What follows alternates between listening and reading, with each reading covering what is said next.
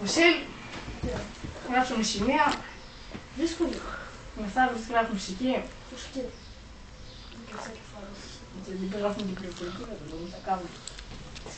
Πάω τουαλέτα, εγώ. Αν χτυπήσει φώναξε, θα το πάρω μαζί μου.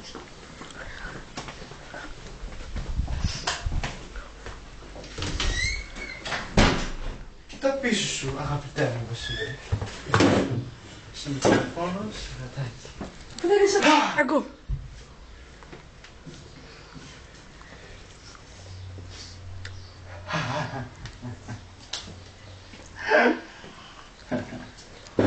Δεν βλέπεις ποιος είναι μπροστά σου. Το γατάκι, πού το βρήκαμε. Το γατάκι τώρα είναι ο Βασίλη. Πώς και θα πέσεις. Τώρα φέρε το φίλο μου, πού τον έχεις. Που τον έχω, Ωραία, μου τον πασμένο. Να τους ο φίλος σου. Τι είπες δεν πασμένο. Να το γατάκι μου, ρε. Να το στράκες στην ούτρεψη, ναι. Κάνε το φίλο μου άνθρωπο, ρε, πάσα εδώ. Να τον κάνω. Κάνε το φίλο μου άνθρωπο, ρε. Εντάξει, εντάξει. Μόνο και μόνο. Επειδή.